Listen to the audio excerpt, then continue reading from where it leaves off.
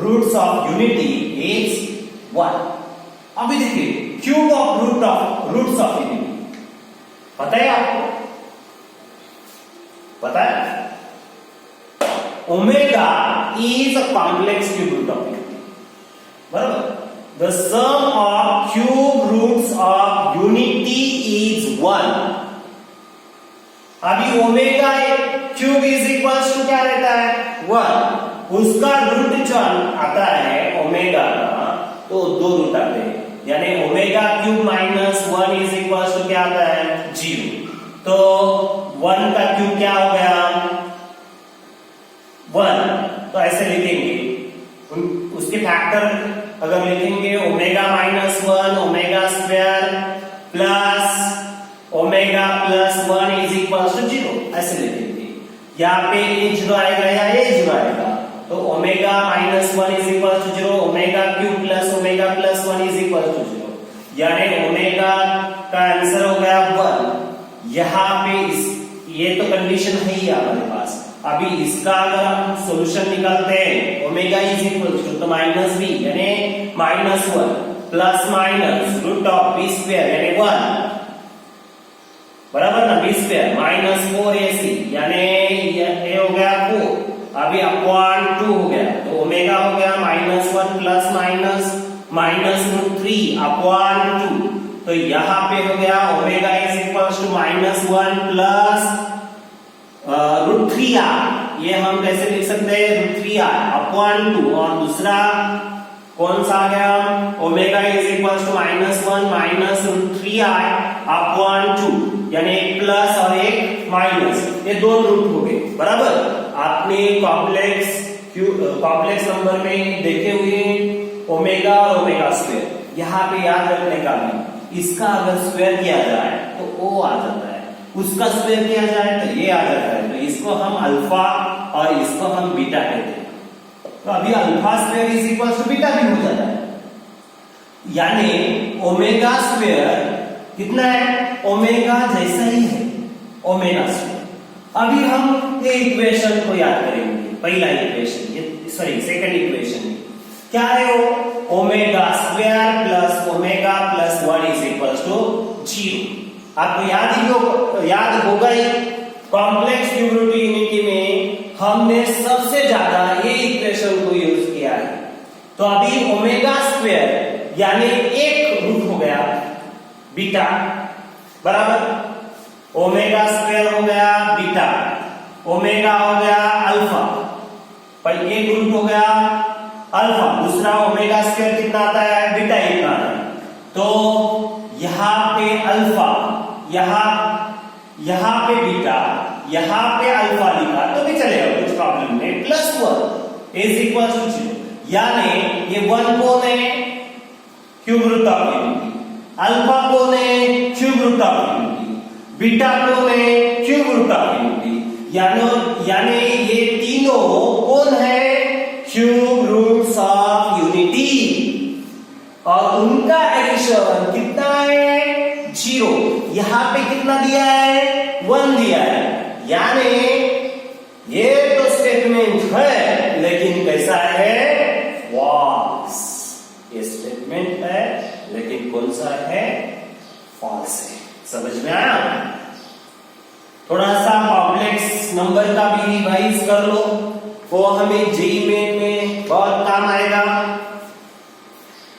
The sum of cube root of unity is 1. It is a statement and truth value क्या आएगा? Truth value आएगा yeah. तो उसके बाद please get me a glass of water. यहाँ पे क्या है? Please यानी रिक्वेस्ट है, तो रिक्वेस्ट स्टेटमेंट नहीं होता। सेंटेंस जो सेंटेंस रिक्वेस्ट होता है, ऑर्डर होता है, वो कभी भी स्टेटमेंट नहीं होता। तो यहाँ पे रिक्वेस्ट है तो हम कहेंगे it is not a statement. Okay, next one कुछ एग्जांपल देखेंगे। He is a good person. अभी ही, हु, अपने पास ही का मतलब पता नहीं है। ही का मतलब सचिन तेंदुलकर है, या ही का मतलब कौन है? अमिताभ बच्चन है और नरेंद्र मोदी है, राहुल गांधी है, पता नहीं। अगर कुछ लोग कहेंगे ही का मतलब मोदी है, नरेंद्र भाई मोदी है, तो कुछ लोग कहेंगे he is not good person, कुछ लोग कहेंगे ही इज गुड पर्सन। तो ये जो सेंटेंस आता है वो पर्सन टू पर्सन वेरी होता है। पर्सन टू पर्सन इसका जो ट्रुथ वैल्यू वो वेरी हो रहा है, इसलिए हम इसको कहेंगे ओपन सेंटेंस। इसको क्या कहेंगे हम? Open sentence. इसको कहेंगे ओपन सेंटेंस। अभी यहां पे कंडीशन दी है क्या? प्राइम मिनिस्टर ऑफ इंडिया, ऐसा कुछ कंडीशन दिया है क्या? नहीं दिया है, तो हम इसको क्या कहेंगे? Open sentence. कंडीशन दिया है तो हम इसको स्टेटमेंट कहेंगे। क्लियर? अभी ओपन सेंटेंस ये हो गया open sentence. Sentence not a statement, इसके वजह से ये स्टेटमेंट नहीं हो सकता। यानी it is not a statement, ये स्टेटमेंट नहीं है। 2 is the only even prime number. अभी चलो देखेंगे, अभी यस और नो हम तो कह सकते हैं इसको, यानी ट्रू और फॉल्स हम इसको कह सकते हैं। इस वजह से ये तो हमारा हो गया स्टेटमेंट। ये statement, it is a statement. अभी आपको देखना है इसका ट्रुथ वैल्यू। इसका ट्रुथ वैल्यू क्या है? तो 2 is the only even prime number.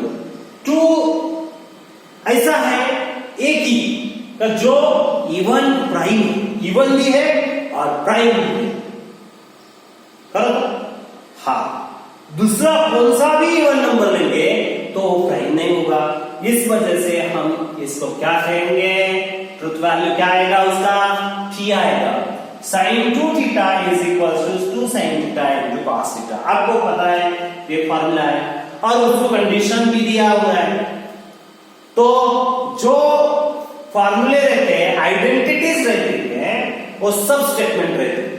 ये तो आइडेंटिटी है, इसलिए हम इसको स्टेटमेंट कहेंगे और ट्रू स्टेटमेंट कहेंगे। It is a statement. और उसका ट्रुथ वैल्यू क्या आएगा? ट्रुथ वैल्यू आएगा इसका, यहां पे इक्विवेलेंट साइन, ये जो साइन देता हूं मैं 3 लाइंस का, उसको कहते हैं इक्विवेलेंट, साइन ऑफ इक्विवेलेंट। तो T, वो ट्रुथ वैल्यू इसका क्या आएगा? T आएगा। अभी what is horrible sign? It is, now it is exclamatory of course, means it is not a statement. ये स्टेटमेंट नहीं हो सकता। अगर स्टेटमेंट नहीं है तो उसका ट्रुथ वैल्यू हमें बताना ही, बराबर। अभी आगे देखेंगे हम, यहां पे फिर एक बार एक क्वाड्रेटिक इक्वेशन दिया हुआ है, x की वैल्यू दी हुई है। देखो x square minus 3x minus 4 is equal to 0। अभी -4 क्या हम फैक्टर लेंगे 3 सब्सट्रैक्शन आने के लिए, तो -4 के फैक्टर क्या हो जाएंगे? 4 और 1, -4 और +1, यानी इसका मतलब x -4 और x +1। यहाँ पे कोएफिशिएंट 1 है, इसलिए स्क्वायर टर्म का कोएफिशिएंट 1 है, इसलिए हम डायरेक्ट फैक्टर ऐसे लिख सकते हैं। तो x is equal to 4, x is equal to -1, तो x इज इक्वल टू -1 को ये सेटिस्फाई कर रहा है। तो हम क्या करेंगे? इट इज अ स्टेटमेंट और truth value t। It is a statement और truth value t। It is a statement and truth value क्या आएगा इसका? t आएगा। उसके बाद can you speak in French? ये तो क्वेश्चन है, इसलिए हम क्या कहेंगे? It is not a statement. ये स्टेटमेंट नहीं हो सकता। It is not a statement. the square of every real number is positive. Square of every real number is what? Real numbers. और सब रियल नंबर का स्क्वायर पॉजिटिव होता है, आपको पता है। तो क्या लिखेंगे हम? इट इज अ स्टेटमेंट, और इसका ट्रुथ वैल्यू क्या आएगा? ट्रुथ वैल्यू इसका आएगा 3। समझ में आया? तो हमने देख लिए कुछ स्टेटमेंट, सेंटेंस देख लिए, और कुछ सेंटेंस ऐसे थे, और स्टेटमेंट थे, कुछ नहीं थे। अभी it is red in colour, देखो it is red in colour, it का मतलब व्हाट, क्या रेड इन कलर है? सन, स्काई, क्या रेड इन कलर है? नहीं बता सकते, तो हम इसको कहेंगे ओपन सेंटेंस। इसको ओपन सेंटेंस कहेंगे। इसका मतलब it is not a statement, a statement नहीं है।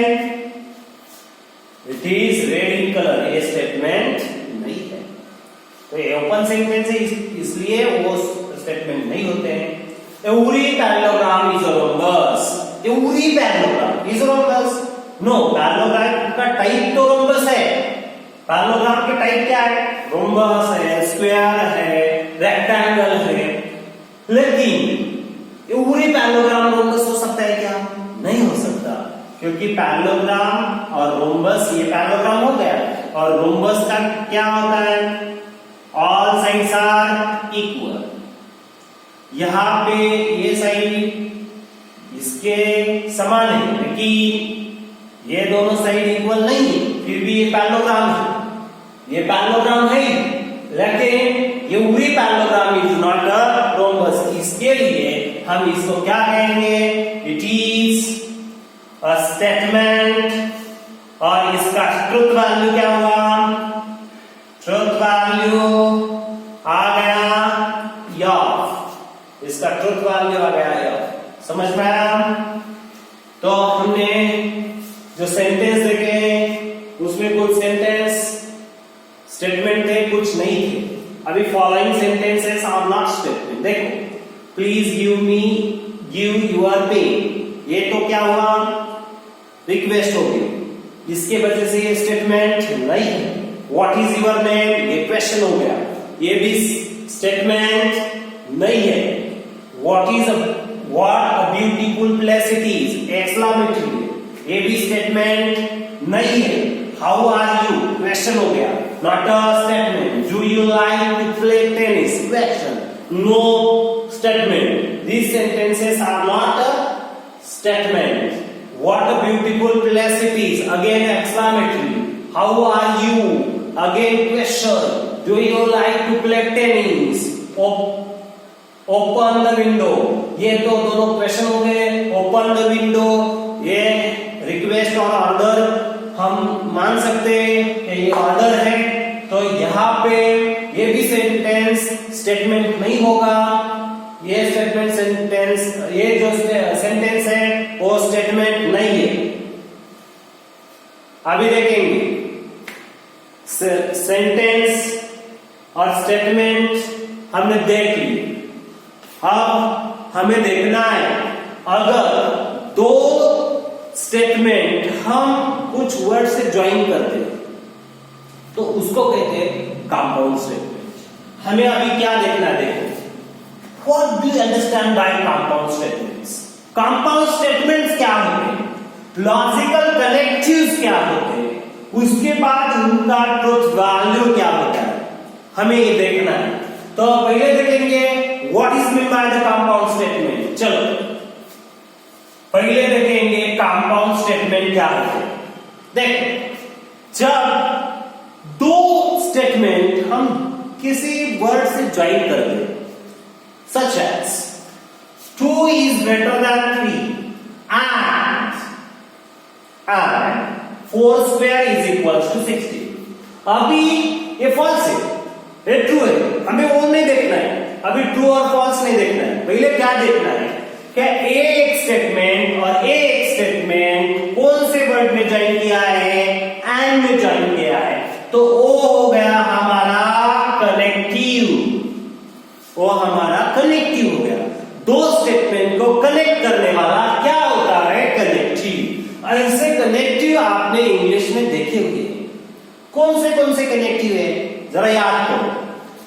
एंड है, आर है, इफ देन है, व्हाइल है, बट है, though, not only but also, as soon as, no sooner than, ऐसे बहुत सारे आपने कनेक्टिव देखे। उसमें से कुछ कनेक्टिव ऐसे रहते उसको लॉजिक में मीनिंग है, खास उसको मीनिंग दिया हुआ है, उसको साइन दिया हुआ है। तो वो कौन से ऐसे कनेक्टिव है का उनको लॉजिकल कनेक्टिव हम कहेंगे। तो उसमें से कुछ कनेक्टिव हमने यहाँ पे लिखे हैं। यहाँ पे और भी डाला तो भी और क्या हो गया? एक कनेक्टिव हो गया। यहाँ पे ऐसा लिखा if 2 is greater than 3 then 4 square is equals to 16। तो if then हमारा कनेक्टिव हो गया, बराबर। Delhi is capital of Maharashtra, Delhi is capital of Maharashtra, first statement। But you don't think about the true or false, think the connect about the connective। Delhi is capital of Maharashtra if and only yet Mumbai is capital of America। अभी अगर Mumbai America का capital किया जाए तो दिल्ली महाराष्ट्र का capital हो सकता है, उसमें कोई बात नहीं। लेकिन यहां पे इफ एंड ओनली इफ ये हमने लगा दिया कनेक्टिव। व्हाई? तो as soon as, like this. तो हम देखने वाले हैं कुछ ऐसे लॉजिकल कनेक्टिव, यानी कंपाउंड स्टेटमेंट हो गया।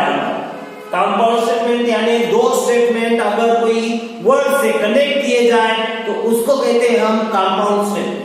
अभी लॉजिकल कनेक्टिव, इसमें से जो वर्ड रहते हैं उसमें से कुछ वर्ड ऐसे हैं को उसका लॉजिक में मीनिंग है, तो वो वर्ड जो रहते हैं वो कनेक्टिव जो रहते हैं उनको क्या कहते हैं हम? Logical connective. उसमें से जो लॉजिकल कनेक्टिव्स है वो यहां पे हम देख रहे हैं कौन से लॉजिकल कनेक्टिव्स है।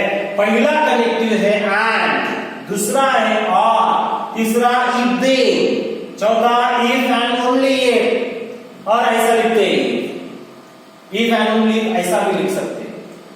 और फिफ्थ है नॉट। अभी नॉट ये कनेक्टिव नहीं हो सकता, लेकिन ये जो है बाकी के वो लॉजिकल कनेक्टिव, इनको लॉजिक में सिंबल दिया है।